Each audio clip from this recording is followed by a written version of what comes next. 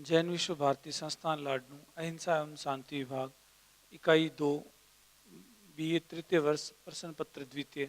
आज हम संघर्ष निराकरण, अभिवर्ती परिवर्तन और संघर्ष निराकरण की विधियां, संघर्ष निराकरण की कूटनीतिक विधियां, ये सब इस अध्याय में, इस जो इकाई है इसमें हम पढ़ेंगे। और मूल रूप से जो हमारा जो रहेगा, फोकस रहेगा, वह अभिवर्ती परिवर्तन और संघर्ष निराकरण पे रहेगा। फर्स्ट हम देखते हैं कि जो है संघर्ष निराकरण का स्वरूप और संघर्ष निराकरण की प्रबंधन, संघर्ष का जो अभिवर्ती परिवर्तन और संघर्ष का जो निराकरण है वो फर्स्ट पहले अध्याय इसमें हम देखेंगे कि संघर्ष निराकरण का स्वरूप की यदि हम बात करें तो हम देखते हैं कि संघर्ष अपने आप में एक प्रक्रिया है और जहाँ प्रक्रिया जहाँ शुरू हो रही है वहाँ प्रक्रिया के निस्तारण के भी वही कारण दिए गए हैं। और संघर्ष निराकरण को अनेक रूपों में हम देख सकते हैं। संघर्ष प्रत्यक्ष रूप से भी हो सकता है, संघर्ष परोक्ष रूप से भी हो सकता है, और यह अपने आप में इनकी प्रक्रियाएं भी, इनके निस्तारण की, इनके निवारण की प्रक्रियाएं भी उसी प्रकार से अलग अलग दृष्टिकोण बताती है। संघर्ष निराकरण के स्वरूप को यदि हम देखें तो संघर्ष निराकरण अपने आप में जो पैदा हुआ संघर्ष है, उस संघर्ष के एक शांतिपूर्वक समाधान, एक शांतिपूर्वक उसके निराकरण की एक प्रक्रिया है। अर्थात यहाँ जहाँ संघर्ष प्रबंधन की यदि हम बात करते हैं, संघर्ष प्रबंधन भी अपने आप में एक जो संघर्ष पैदा हुआ है और जो संघर्ष समाज में या समाज के जो चारों ओर जो फैल रहा है, उसके किस तरह उसे मिटाया जाए, किस तरह उसे समाज से दूर किया जाए, उसके प्रबंधन की व्यवस्था की गई है। संघर्ष प्रबंधन के साथ साथ संघर्ष के जो निराकरण की यदि हम बात करते हैं तो उसे सुचारू रूप से कड़ी जोड़ते हुए संघर्ष के निराकरण की बात की गई है। संघर्ष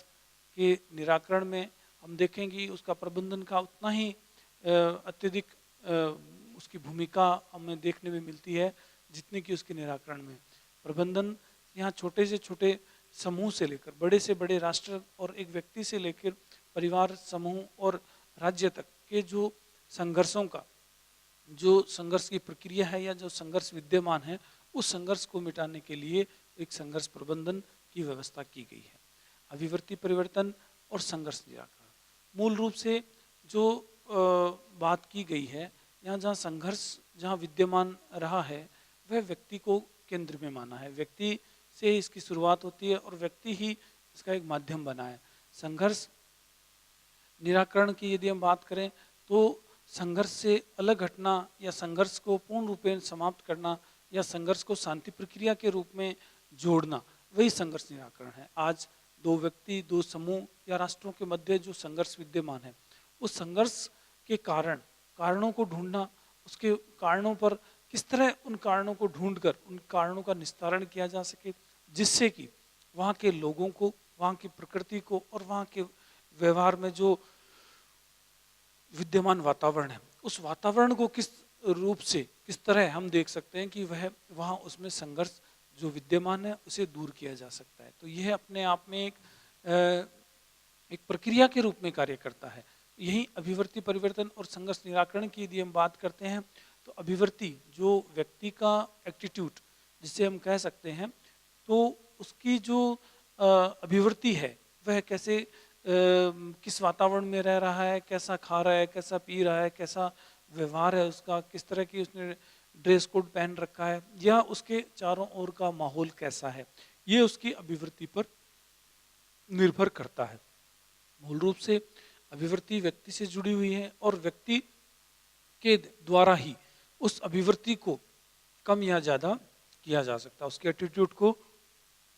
यदि हम देखें तो एटीट्यूड पे नियंत्रण की यदि बात होती है, एटीट्यूड पे जब कुछ उसकी व्यवहारिकताएं, उसे हम देखेंगे कि यदि वह प्रायोगिक रूप से और व्यवहार में उसके कैसे उन तक संघर्ष के जो प्रबंधन की, संघर्ष के निराकरण की या संघर्ष से दूर हटने की जो बात करता है, वह संघर्ष अपने आप में अभिवृत्ति के द्वारा ही संभव है। संघर्ष निराकरण की अभिवृत्ति की प्रक्रिया में सर्वप्रथम हम देखेंगे कि अभिवृत्ति है क्या। अभिवृत्ति मानव का स्वभाव है, मानव का स्वभाव एटीट्यूड है। वह आज यदि कहीं भी जिस किसी भी वातावरण में या प्रकृति में रह रहा है, उसे उस का एटीट्यूड भी वैसा ही हो जाता है, उसकी अभिवृत्ति भी वैसी हो जाती है। यदि हम बात करें सामाजिक परिदृश्य की, यदि हम बात करें उसके राजनीतिक परिदृश्य की या उसके चारों ओर के वातावरण की, तो व्यक्ति की अभिवृत्ति भी वैसी ही बन जाती है जैसे उसके चारों ओर का वातावरण बनता है। इस अभिवृत्ति परिवर्तन में संघर्ष को यदि हम जोड़ते हैं तो व्यक्ति जहाँ संघर्षशील है वहाँ उसकी अभिवृत्ति संघर्ष के लिए प्रेरित है, संघर्ष को करने के लिए तत्पर रहती है और वह हमेशा संघर्ष में विद्यमान रहता है। तो व्यक्ति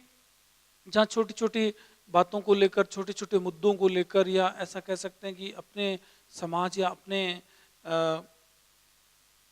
राष्ट्र के लिए, अपने जो चारों ओर के वातावरण में जो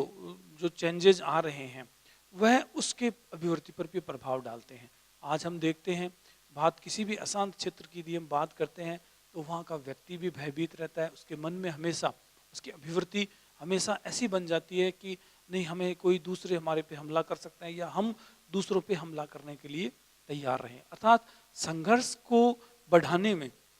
संघर्ष को बढ़ाने और संघर्ष को रोकने दोनों ही कारणों में अभिवृत्ति मुख्य है। अभिवृत्ति जहाँ संघर्ष की प्रक्रिया को हम कह सकते हैं कि रोकने और उसे बढ़ाने में इसका बहुत योगदान रहा है। तो हम ऐसा देखते हैं कि मनुष्य उसकी अभिवृत्ति पर यदि अपना नियंत्रण कर ले, उसके जो माध्यम हैं, जो उसे बढ़ने के जो कारक हैं या उसके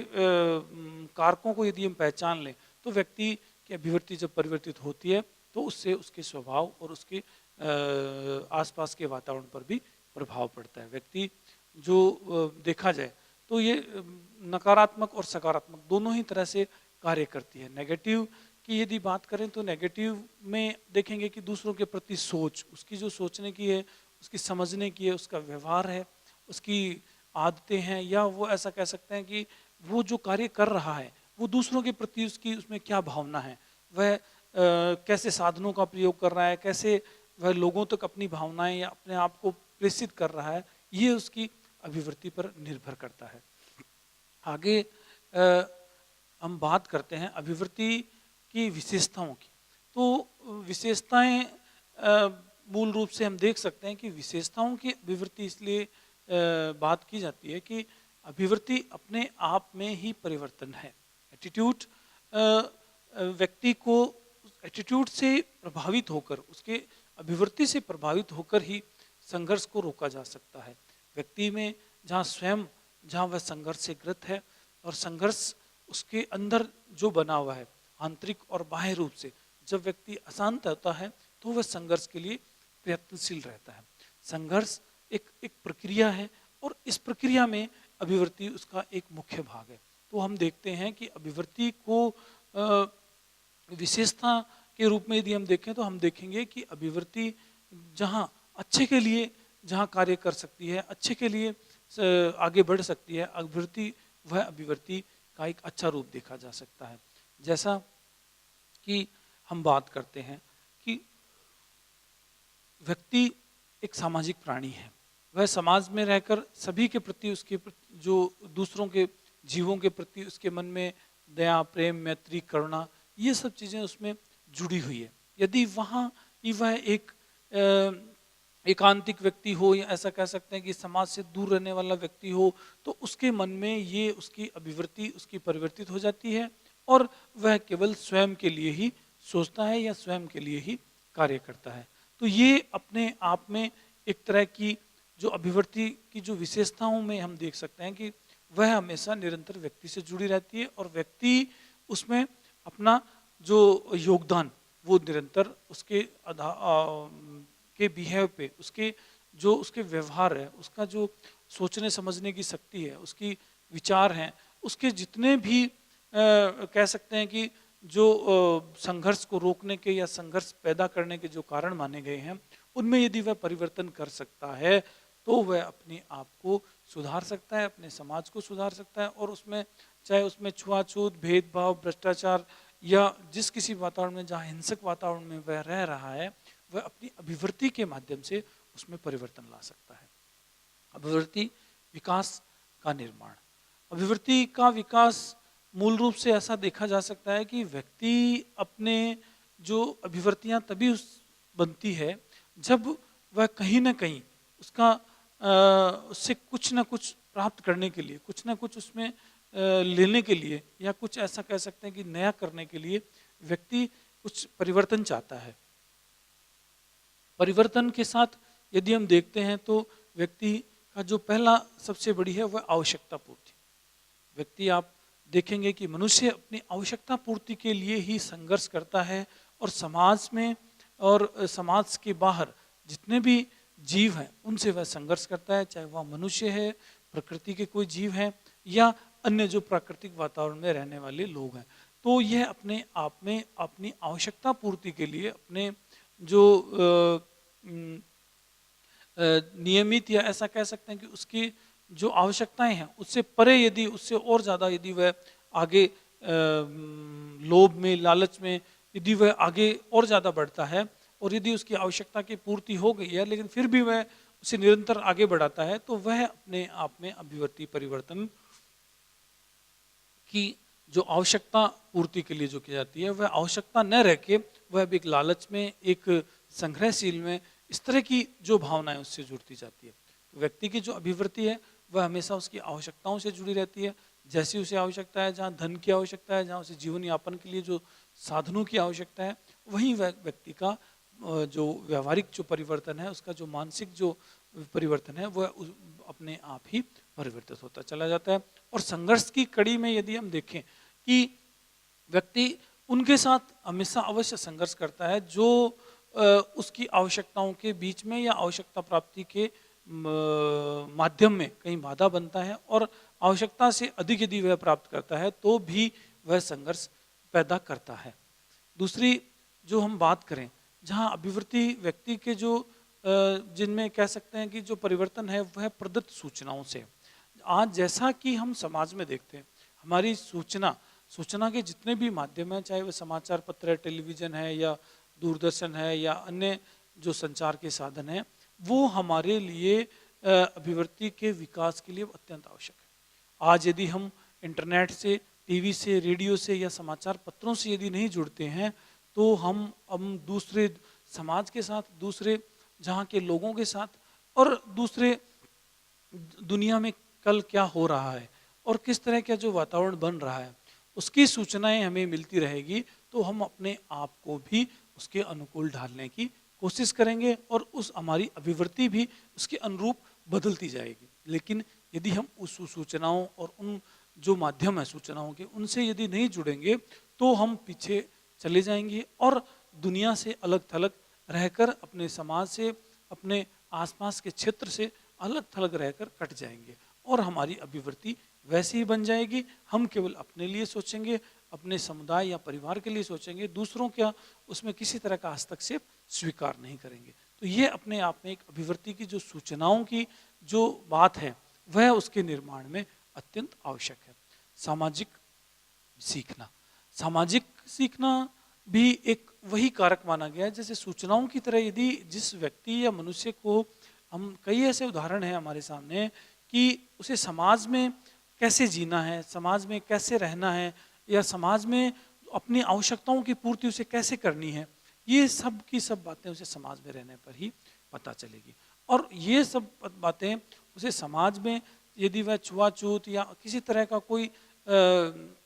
क्षेत्रवाद या सांप्रदायिकवाद या इस तरह की यदि भावनाएं लेके चलेगा, तो वह कहीं ना कहीं संघर्ष से जुड़ जाएगा। और इन सब चीज़ों से परे रहकर यदि वह कार्य करेगा, तो अपने आप में वह सामाजिक जो सूच उसे मिलेगी, और उससे उसके व्यवहार में, उसके जो दैनिक दिनचर्या है उसमें, और उसके जो जितने भी उसकी अभिवृत्ति है उसमें परिवर्तन आएगा। वह मनुष्य के प्रति सोचने लगेगा, अपने समाज के प्रति सोचेगा, और समाज से जो उसकी आवश्यकताएं पूर्ति हो रही है उनके प्रति भी उसकी रुचि बढ़ेगी। और वह जो लोगों के साथ, जो मनुष्य के प्रति उसकी जो सोच विकसित होगी, उसमें वह ये नहीं सोचेगा कि यह निम्न जाति का है, हरिजन है, या हरिजन के साथ यदि मैं रहूँगा तो मुझे इस तरह की जो हानियां होगी, वह ऐसा उससे ऊपर उठकर उनके प्रति उसकी जो भावनाएं हैं वो बढ़ेगी, वही वह सामाजिकता अभिवृत्ति के कारण ही सीखेगा। समूह जो संबंध जो बात की गई है, समूह में रहने के लिए अभिवृत्ति इसलिए जरूरी है, अभिवृत्ति का निर्माण इसलिए जरूरी है क्योंकि व्यक्ति अपने व्यवहार और व्यक्ति अपने जो दैनिक जो कार्य हैं, या ऐसा कह सकते हैं कि अपने समूह में रह के ही वह अपनी आवश्यकताओं की पूर्ति कर सकता है। व्यक्ति जहाँ उसकी एटीट्यूड की बात आती है, यदि व्यक्ति को समूह में ना रखते हुए समूह के द्वारा या समूह में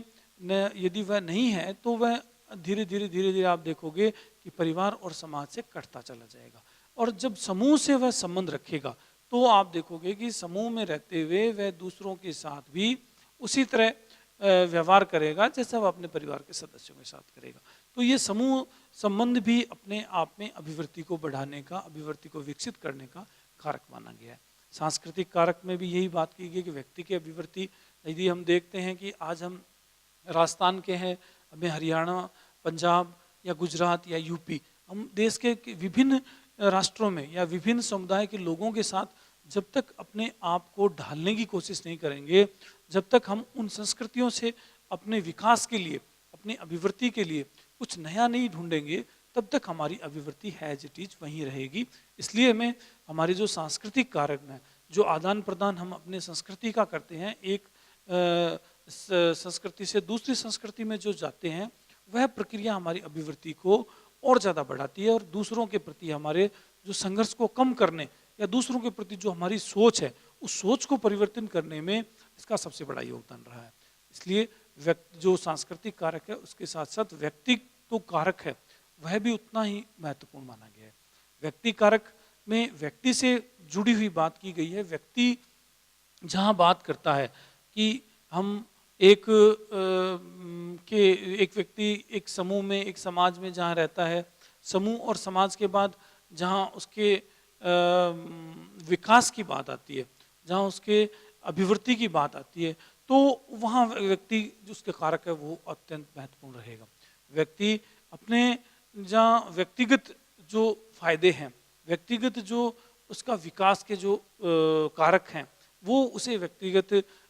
रूप पर या व्यक्तिगत जो समूह में या व्यक्तिगत सामाजिक जो संस्थाएं हैं या व्यक्तिगत समूह में जो लोग रह रहे हैं या व्यक्तिगत स्तर पर एक व्यक्ति दूसरे व्यक्ति को जो लाभ पहुंचा सकता है, जो अभिवृत्ति का विकास कर सकता है, वो अभिवृत्ति और संघर्ष को किस तरह कम कर सकती है, ये हम देख सकते हैं कि व्यक्ति जब अपने आप को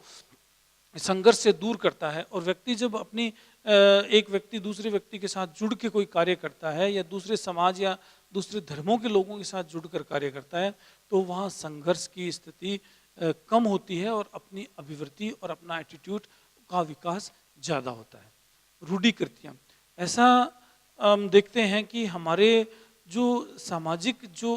बंधन है या ऐसा कह सकते हैं सामाजिक जो बंधनों के साथ साथ जो रूढ़ियाँ हैं, वो हमें हमारी अभिवृत्ति को एक बाधा के रूप में काम करती है। तो इन रूढ़ियों से, जहाँ छुआछूत है, भेदभाव है, ऊंच नीच है, महिला शिक्षा, ये इस तरह की जो हमारी धारणाएं बन गई है, रूढ़ियाँ जो बन गई है, इनसे परे हटकर हमें अपनी अभिवृत्ति का विकास करना होगा और वही हमारे लिए उसके अभिवृत्ति परिवर्तन का या अभिवृत्ति के निर्माण में योगदान दे सकता है। अभिवृत्ति परिवर्तन में यदि हम देखते हैं तो अभिवर्तन परिवर्तन के जो कारक मूल रूप से हैं वह संदर्भ समूह में परिवर्तन, समूह संबंध में परिवर्तन और अतिरिक्त सूचनाएं। ये संदर्भ समूह में परिवर्तन से यहाँ तात्पर्य है कि एक संबंधित जो समूह है, अभिवृत्ति के जो समूह हैं, व्यक्ति के जो समूह हैं, उन समूहों में किस तरह परिवर्तन किया जा सके, किस तरह उन समूह के साथ जुड़कर किस तरह अभिवृत्ति के कारण अपनी अभिवृत्ति से दूसरों की अभिवृत्ति किस तरह समूह में रहकर परिवर्तित की जा सकती है। ये मुख्य रूप से हम देख सकते हैं कि जब संदर्भ समूह में रहकर व्यक्ति अपने संबंधित जो लोगों को किस तरह फायदा पहुंचा सकता है, किस तरह अपने व्यवहार को परिवर्तित कर सकता है, किस तरह अपनी जो कार्य करने की क्षमता है और जो शांति के लिए जो मार्ग हैं, जो संघर्ष को कम करने के कारक हैं, वो सब चीजें वहां में जहां संदर्भ समूह में परिवर्तन के साथ मिलेगी। समूह संबंध में परिवर्तन,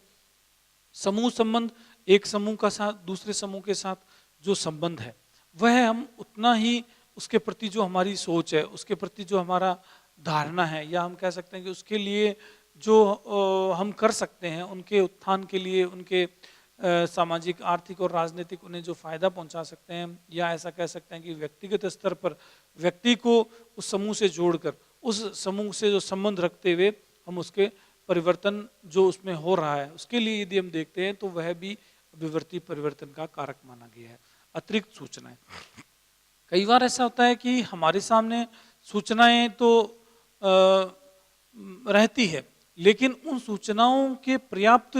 उपयोग कह सकते हैं या पर्याप्त हमें जानकारी के अभाव में हम उन सूचनाओं का लाभ नहीं ले सकते। तो ऐसी सूचनाएं जो अन्य दूसरे समूहों के साथ, अन्य जो गतिविधियों से, अन्य जो सूचनाओं के माध्यम से हमें मिल सकती है, हमें हमारी अभिवृत्ति को परिवर्तित कर सकती है, तो उसमें ये अतिरिक्त सूचनाएं हमारे लिए अत्यंत लाभदायक है। जैसा कि वर्तमान युग में हम देखते हैं, टेलीविजन के बाद जहाँ इंटरनेट की बात है, इंटरनेट के बाद जहाँ मोबाइल की बात है, मोबाइल जहाँ पत्र पत्रिकाएं, और इनसे भी हटकर आज वर्तमान स्तर में जो हम देखते हैं अतिरिक्त सूचनाएं, जो सूचनाओं का आधार है, वो हमारे लिए अब विस्तार के रूप में, विस्तार एक बड़े रूप में हमें जो भी सूचनाएं प्राप्त करते हैं उससे हमारी अभिवृत्ति जितनी अत्यधिक प्रभावित होती है और उसका परिवर्तन भी उतना ही होता है। समूह परिस्थिति या एकांत परिस्थिति में कि जब यदि हम देखते हैं कि समूह परिस्थिति या एकांत परिस्थिति में, जैसा मैंने पूर्व में कहा कि व्यक्ति जब समूह में रहता है तो अपने से छोटे बड़े या अन्य दूसरे जो मनुष्यों, दूसरे परिवारों या दूसरे लोगों के प्रति उसके सोचने में, उनकी सोच को समझने में, उनके कार्यों में, उनके हाव भाव और व्यवहार में वह निरंतर जुड़ता है, और उनकी जो उचित अनुचित जो हम कह सकते हैं उसके प्रति उसकी सोच बढ़ती जाती है। वह ऐसा कोई कार्य नहीं करता जिससे वहाँ संघर्ष पैदा हो, या संघर्ष यदि बना हुआ है तो वह आगे ना बढ़े, वहीं समाप्त हो जाए और समाप्त होने के प्रयास निरंतर करता रहता है। एकांत में व्यक्ति एकांतिक बन जाता है और वह संघर्ष की प्रक्रिया को रोकने का प्रयास तो करता है, लेकिन उसे बजाय समूह के उसे अत्यधिक जो प्रयास अत्यधिक करने पड़ते हैं। प्रकट व गुप्तवाद या समूह निर्णय की जो विधि है वो हम देखते हैं कि समूह निर्णय कोई भी एक बड़ा जो कार्य है, या ऐसा देख सकते हैं कि हमारे सामने कुछ ऐसी विपदाएं या ऐसे जो संकट आ रहे हैं, वहाँ किसी एक व्यक्ति या एकांत व्यक्ति के निर्णय से वह काम नहीं बन सकता, या ऐसा संघर्ष जो समाज में इस तरह फैल गया है, इस तरह अपनी जड़ें उसने जमा ली है कि एक व्यक्ति के निर्णय से उसमें परिवर्तन नहीं आ सकता। तो हम देखते हैं कि समूह निर्णय में एक व्यक्ति से परे हटकर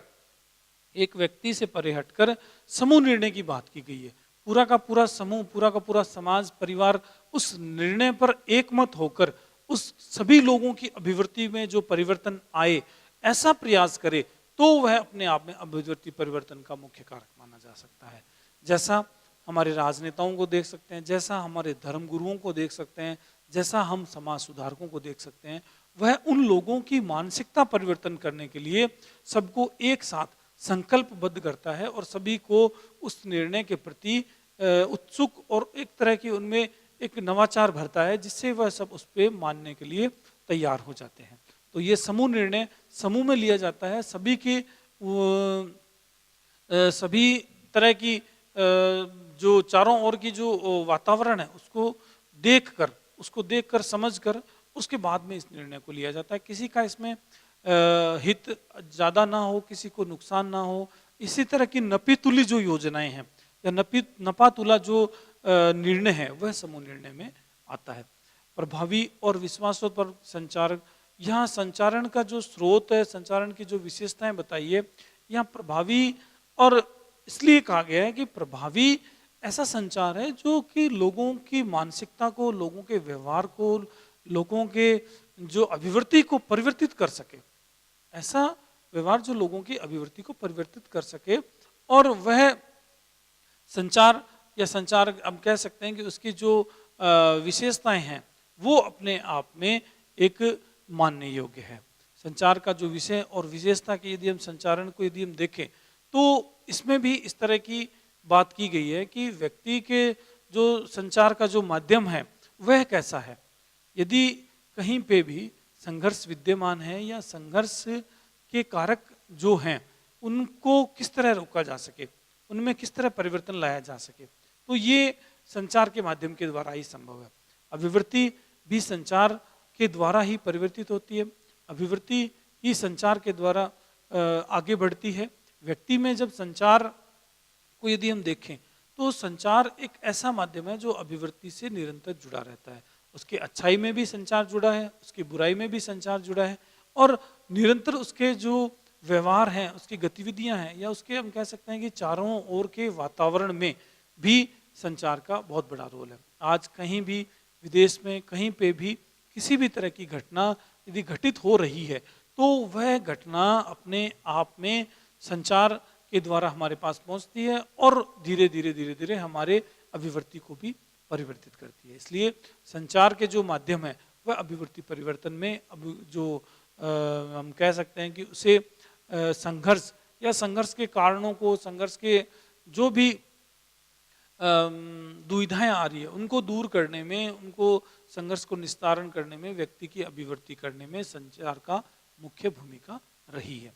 श्रोता की विशेषताएं, यदि हम कह सकते हैं कि श्रोतागण जो सुनने वाले हैं, जो समाज में रह के, जो संचार के माध्यम से, जो अन्य माध्यमों से सुनकर अपनी बात को लोगों तक रखते हैं और लोगों को अपनी अभिवृत्ति की उन्हें सूचना देते हैं, या लोगों को वो परिवर्तन उनमें करने के लिए, उनकी जो अभिवृत्ति को चेंज करने के लिए उनके पास ऐसी विशेषताएं हैं कि वो अपनी श्रोताओं जो उन्होंने किया उसके माध्यम से वो उनमें परिवर्तन ला सकता है। बाधित संपर्क ऐसा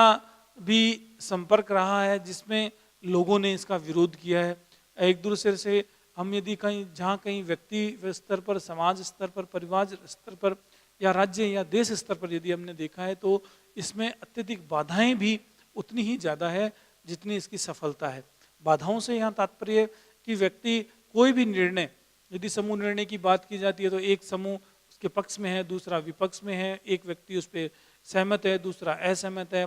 कुछ अशांत लोग हैं, कुछ की अभिवृत्ति परिवर्तित हो रही है, कुछ अपने आप को परिवर्तित नहीं करना चाहते हैं। तो इस तरह की जो भावनाएं हैं वो इसमें बाधाओं के रूप में कार्य करती है। अपेक्षित भूमिका निर्वाह, अपेक्षित भूमिका और व्यक्तिगत परिवर्तन की जो प्रविधियां हैं वह अपने आप में इन दोनों सांस्कृतिक और जो कह सकते हैं प्रचार का जो माध्यम माना गया है, इनके द्वारा ही यह व्यक्ति के विकास को, जो व्यक्ति की अभिवृत्ति है उसको बदलने के मुख्य उसके कारक माने गए हैं। व्यक्तिगत जहाँ बात है, व्यक्तिगत की जो विधियां हैं तो वहाँ व्यक्ति अपने आप को अपने सामाजिक स्तर पर, अपने धार्मिक स्तर पर या वह आंतरिक मन से, आंतरिक और बाह्य दोनों रूप से वह परिवर्तित कर सकता है। तो व्यक्तिगत स्तर पर जब ऐसा कोई भी संघर्ष के कारक या ऐसे कुछ कारण रहे होंगे जिन्हें व्यक्ति अपने आप पर लागू करके अपने आप को परिवर्तित कर सकता है। सांस्कृतिक कारक भी ऐसे माने गए हैं, जैसा मैंने पूर्व में कहा, एक संस्कृति यदि दूसरी संस्कृति से जुड़ती है तो वहाँ उनके बीच जो भेद है वो धीरे धीरे मिटता चला जाता है और एक दूसरे की संस्कृति को जानने से उनमें पारस्परिक जो एक दूसरे से जुड़ाव है वो अत्यधिक बढ़ता है। दोनों के अब आपस में जो संघर्ष या अपनी जो अभिवृत्ति, जो गलत अभिवृत्ति उनमें बनी हुई है, वह गलत धारणाएं वो दूर होती है और उनकी जो व्यवहार का जो अभिवृत्ति है वो धीरे धीरे एक दूसरे को, संस्कृतियों को जोड़ती है। यही हम देखते हैं कि विभिन्न संस्कृतियों के मध्य जो बढ़ रहा है दायरा है वो इन सब का कारण माना गया है। और ये ही जो सांस्कृतिक कारक हैं और अभिवर्तन परिवर्तन की जो मुख्य विधियां हैं, व्यक्ति के बाह्य प्रभाव में रखकर अन्योन्य क्रिया से, सामूहिक परिचर्चा या सामूहिक निर्णय से, व्यक्ति को बाह्य प्रभाव से यहाँ तात्पर्य है कि दूसरे स्थान पर ले जाकर उसे उस माहौल से अलग करके व्यक्ति की अभिवृत्ति परिवर्तन की जाती है। जैसा कि हमारे पास अनेकों उदाहरण हैं, चाहे हम देख सकते हैं हमारे अपराधियों का, कैदियों का ले सकते हैं, या जो समाज के ऐसे व्यक्ति हैं जो समाज में रहकर भी समाज में नहीं रहते हैं लेकिन उनका उन्हें अन्य स्थान पर ले जाकर उनके बाह्य परिवर्तन भी किया जा सकता है। अन्योन क्रिया विधि भी इसी तरह की है। अन्य स्थान पर ले जाकर व्यक्ति को उसकी जो क्रियाएं हैं उन क्रियाओं को उस समाज पे जो किस तरह प्रभावित करती है, समाज में किस तरह वह परिवर्तन लाती है, ये सारी विधियां जो इनमें प्रभाव है व्यक्ति में, जो उसके व्यवहार में परिवर्तन है, उसकी अभिवृत्ति में परिवर्तन है, वह कारक इसमें कार्य करता है। सामूहिक परिचर्चा और सामूहिक निर्णय, जैसा कि मैंने पूर्व में कहा कि सामूहिक निर्णय सभी की सहमति से लिया जाता है और सामूहिक परिचर्चा भी अपने आप में एक समूह निर्णय के से पूर्व की एक प्रक्रिया है, जहां सभी व्यक्तियों को एक मंच पर बुलाया जाता है और सभी के आपस में डिस्कशन किया जाता है, आपस में परिचर्चा की जाती है और उस परिचर्चा से जो मंथन निकलता है वह उन लोगों की अभिवृत्ति परिवर्तन करता है और ये संघर्ष को निराकरण के, संघर्ष को दूर करने के ये काफी अच्छे हद तक उपाय माने गए हैं। अभिवृत्ति परिवर्तन कब कठिन हो जाती है? जब प्रतिघात होता है, पूर्व चेतावनी है और अभिवृत्ति टीका। और अब ये जो मूल रूप से हम देखते हैं कि प्रतिघात जहाँ बात की जाती है, प्रतिघात एक दूसरे के प्रति कोई भी नुकसान की जो धारणा बना के चलते हैं, उस धारणा से हम देखते हैं कि व्यक्ति दूसरे के प्रति उसके मन में क्या भाव है, दूसरा कैसा सोचता है, तो ये अपने आप में एक प्रतिघात की धारणा बनती जाती है। पूर्व चेतावनी में भी ऐसा ही माना गया है कि पूर्व यदि कोई किसी के प्रति पूर्व धारणा उसकी ऐसी बन गई है, उसका सोच ऐसी बन गई है और वह उसके प्रति जो उसकी सोच और धारणा से वह उसके प्रति वैसा ही व्यवहार भी करने लग जाता है। और अभिवृत्ति भी अपने आप में इसी तरह का एक कारक है और इसे अभिवृत्ति के रूप में यदि हम ऐसे कई उदाहरण हमारे सामने हम देख सकते हैं जो अभिवृत्ति परिवर्तन